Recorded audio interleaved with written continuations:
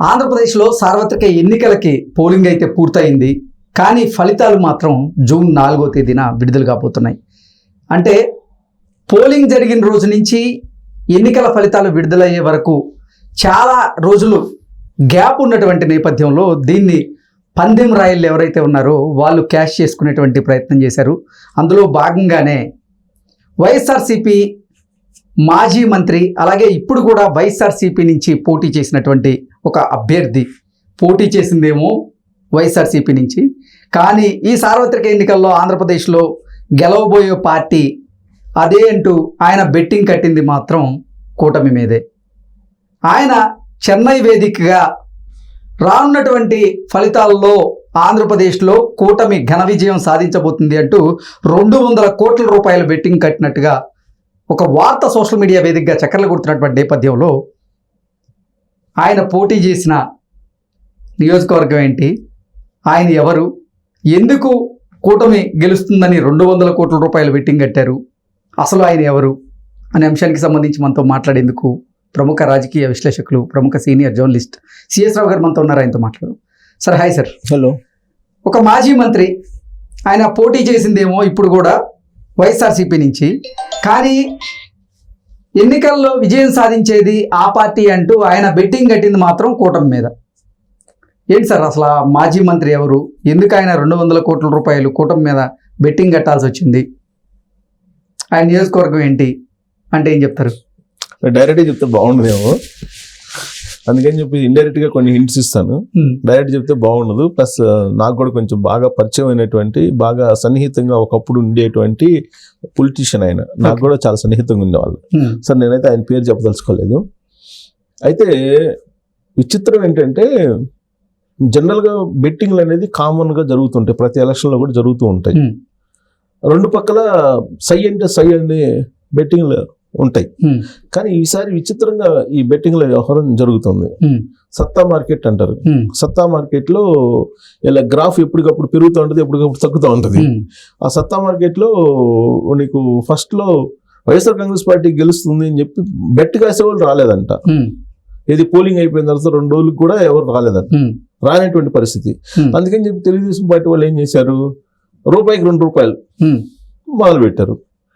ఆ తర్వాత ఒక 4 రోజులు 3 రోజుల తర్వాత ఈయన జగన్మోహన్ రెడ్డి ఐపాక్ ఆఫీస్కి వెళ్ళేసి ఆయన 2019 కల్లా మేము 2019 కంటే మేము ఎక్కువ స్థానాల్లో గెలుస్తామని చెప్పి ఆయన అనౌన్స్ చేసి లండన్ వెళ్ళిపోయారు. ఆయన అనౌన్స్ చేసిన తర్వాత నుంచి బెట్టింగ్లు మొదలు పెట్టారు అటువైపు నుంచి, వైఎస్ఆర్ కాంగ్రెస్ పార్టీ వైపు నుంచి. దానికి తగ్గట్టు వైఎస్ఆర్ కాంగ్రెస్ పార్టీకి అనుకూలంగా ఉండేటువంటి కొంతమంది జర్నలిస్టులు, లేకపోతే అనలిస్టులు, లేకపోతే ఎర్నలిస్టులు ఉంటారు కదా, రకరకాల ఎర్నలిస్టులు ఉంటారు, జర్నలిస్టులు ఉంటారు. ఇంకా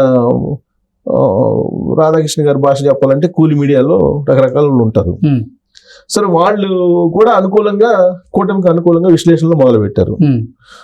వాస్తవం ఏంటంటే, నాకు ఆ బోత్ సైడ్స్ పరిచయాలు ఉంటాయి కదా. నేను 26 సంవత్సరాల జర్నలిజంలో అనేక మంది జర్నలిస్టులు నాకు పరిచయం, నాతో చేసిన వాళ్ళు ఉన్నారు, తర్వాత నా దగ్గర చేసిన వాళ్ళు ఉన్నారు, నాకు పైన బాసులుగా ఉన్న వాళ్ళు ఉన్నారు. వీళ్ళందరితో నాకు పరిచయాలు ఉన్నాయి కాబట్టి అందరితో మాట్లాడుతుంటాం. సో అలా నేను కూడా ఒక వైఎస్ఆర్ కాంగ్రెస్ పార్టీకి సంబంధించి దగ్గరగా ఉన్నటువంటి జర్నలిస్ట్ తోటి నేను మాట్లాడినప్పుడు ఆయన ఎక్స్ప్లెనేషన్ ఇచ్చింది ఏందో తెలుసా, ఏంటి పరిస్థితి అని అడిగితే నన్ను హైదరాబాద్లో పరిస్థితి ఏందని అడిగారు. అంటే తెలంగాణలో లోక్సభ ఎన్నికల పరిస్థితి ఏంటంటే నేనేదో నాకు తోచింది నేను చెప్పాను, నాకు తెలిసింది. నేను ఏంటి ఆంధ్రప్రదేశ్ పరిస్థితి ఏంటి అని అన్నప్పుడు సహజంగా ఏం చెప్పాలి, తను వైఎస్ఆర్ కాంగ్రెస్ పార్టీతో అలైడ్గా ఉన్నట్టు ఉంది ఆయన. మామూలుగా ఆయన ఏం చెప్పాలి, సహజంగా వైఎస్ఆర్ కాంగ్రెస్ పార్టీ గెలుస్తుందని చెప్పాలి, అంతే కదా. కానీ ఆయన ఏం చెప్పాడంటే, వైఎస్ఆర్ కాంగ్రెస్ పార్టీ ఓడిపోవడానికి కారణాలు మొదలు పెట్టాడు చెప్పడం. ఏంది ఆంధ్రప్రదేశ్లో పరిస్థితి ఎలా ఉందంటే, మేము చెప్పామండి వినలేదు, మేము చెప్పినట్టు విన్నట్టు బాగుండేది, జగన్ వాళ్ళు వినలేదు, మేము ల్యాండ్ టైటిలింగ్ యాక్ట్ గురించి చెప్పాము, అది దెబ్బతీస్తుంది పార్టీని, మీరు ప్రజల్లోకి వెళ్ళి దాని గురించి వివరంగా చెప్పి ఆ నష్టాన్ని పూడ్చుకోండి అని చెప్పి మేము చెప్పామండి, కానీ వినలేదు వీళ్ళు. తర్వాత మీడియాని కట్టడి చేయమన్నామండి, తెలుగుదేశం పార్టీ సింపతి మీడియా ఉంది కొంత, ఎల్లో మీడియా, ఆ ఎల్లో మీడియాని కట్టడి చేయమని చెప్పామండి, అది కూడా చేయలేకపోయారు పూర్తి స్థాయిలో, మరీ బరి తెగించి రాశారండి ఎల్లో మీడియా అని చెప్పి ఆయన నాకు చెప్పడం అనమాట. అలాగే సోషల్ మీడియాని కట్టడి చేయమని చెప్పామండి. చాలా సోషల్ మీడియాని ఎల్లో మీడియా తెలుగుదేశం వాళ్ళు పెట్టుకున్నారు. ఆ సోషల్ మీడియాను కూడా కట్టడి చేయమన్నామండి. ఎక్కడొక్కడ కొంతమందిని కట్టడి చేశారు కానీ పూర్తి స్థాయి చేయలేకపోయారు. అందువల్ల వీళ్ళు పోలింగ్ లో కూడా సరిగ్గా జనాల్ని తీసుకురాలేకపోయారు. పోల్ మేనేజ్మెంట్ లో కూడా అంత ఆశించిన స్థాయిలో జరగలేదండి. వాస్తవంగా మధ్యాహ్నం నుంచి కొంచెం అక్కడక్కడ ఎక్కడైతే టైట్గా ఉంటుందో అక్కడ టైట్ ఉన్న చోట తెలుగుదేశం పార్టీ వాళ్ళు భయపించేసి ఓట్లు చేయించుకోవాలని చెప్పి అది కూడా సూచనలో ఒకటి ఉందండి. కానీ అది కూడా జరగలేదు. ఇలా ఓటమి కారణాలు చెప్పుకుంటూ వచ్చారు. జనరల్ గా ఎలా ఉంది అని అంటే ఓకే కూటమి గెలిచిందండి అని చెప్పాలి అతను, ఎందుకంటే వైఎస్ఆర్ కాంగ్రెస్ పార్టీ తోటి దగ్గరగా ఉన్నారు కాబట్టి. కానీ ఆయన ఓటమి గెలిచిన కారణాలు చెప్పుకుంటూ వచ్చాడు ఆయన. ఆ రోజు నాకు అర్థమైపోయింది, ఓ వైఎస్ఆర్ కాంగ్రెస్ పార్టీ ఓడిపోయేలాగా ఉంది, ఇతను కూడా ఇలా విశ్లేషణ చేస్తున్నారు కాబట్టి ఓడిపోయేలాగా ఉందని అనిపించింది నాకు కూడా. ఇప్పుడు ఆయన ఆశ్చర్యం అనమాట. ఆయన చెప్పిన అంటే వాళ్ళు ఇన్పుట్స్ ఇచ్చారు. ఇప్పుడు ఉంటారు కదా, ఇప్పుడు వాళ్ళ వైపు వైఎస్ఆర్ కాంగ్రెస్ పార్టీ వైపు ఉండే వాళ్ళు ఉంటారు, తెలుగుదేశం పార్టీ వాళ్ళ వైపు తెలుగుదేశం పార్టీ వాళ్ళు ఉంటారు. వాళ్ళకి వాళ్ళు చెబుతారు, వీళ్ళకి వీళ్ళు చెప్తుంటారు. సో కాబట్టి వాళ్ళు చెప్పి వినలేదు వీళ్ళు. ఐపాక్ వాళ్ళు చెప్పింది అన్నారు చెప్తే ఐపాక్ వాళ్ళకి ఏమో గ్రౌండ్ లెవెల్ సిచ్యువేషన్ ఏం తెలియదు వాళ్ళకి. కాబట్టి వాళ్ళు వినకుండా దెబ్బతిన్నారండి అన్నట్టుగా మాట్లాడాడు. అలాంటి వాళ్ళు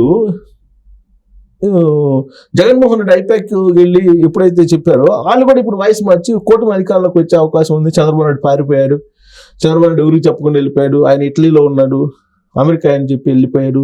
అసలు అమెరికా పోయేటప్పుడు కూడా ఎవరికి చెప్పకుండా వెళ్ళాడు అంటే ఎవరు చెప్పాలి? వైఎస్ఆర్ కాంగ్రెస్ పార్టీ వాళ్ళు చెప్పాలా? చంద్రబాబు నాయుడు వెళ్ళేటప్పుడు ఎవరు చెప్పాలి అంటే ప్రజలకు చెప్పకుండా వెళ్ళారు అనేది వాళ్ళ భావన. సరే అమెరికా వెళ్ళాడు, అమెరికా నుంచి ఆయన ఇటలీ వెళ్ళిపోయాడు, ఇటలీలో ఆయన ఏదో కంపెనీలు ఉన్నాయి, సింగపూరు ఇటలీ వీటన్నిటికి సంబంధించి ఏదో ఆర్థిక పరమైన లావాదేవీల కోసం వెళ్ళాడు అనేది విశ్లేషణలు ఈ మధ్య కాలంలో బ్లూ మీడియాలో గత 2 రోజుల నుంచి వస్తున్నాయి. ఇవన్నీ విన్నటువంటి వాళ్ళు ఏంటంటే కొంతమంది వైఎస్ఆర్ కాంగ్రెస్ పార్టీ వాళ్ళు బెట్టింగ్లకి రావడం మొదలుపెట్టారు.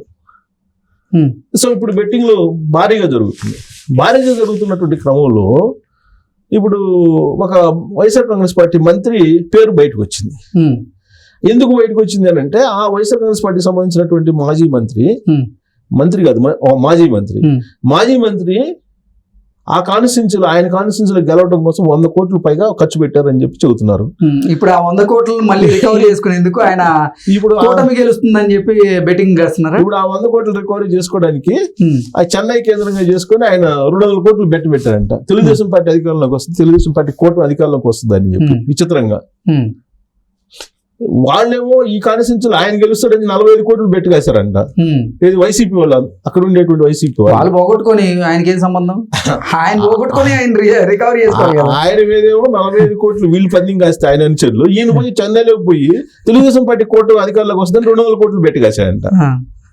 సో ఆయన ఎవరు ఏంటి అని అంటే నీకు ఇప్పుడు ఆల్రెడీ ఇంతకు ముందు జగన్మోహన్ రెడ్డి క్యాబినెట్ 1లో ఉన్నాడు ఆయన. ఆ సందర్భంగా కొన్ని సామాజిక ఈక్వేషన్ ప్రకారం కొన్ని సామాజిక ఈక్వేషన్లు కాదు, కొన్ని ఆరోపణలు కూడా ఎదుర్కొన్నారు ఆయన.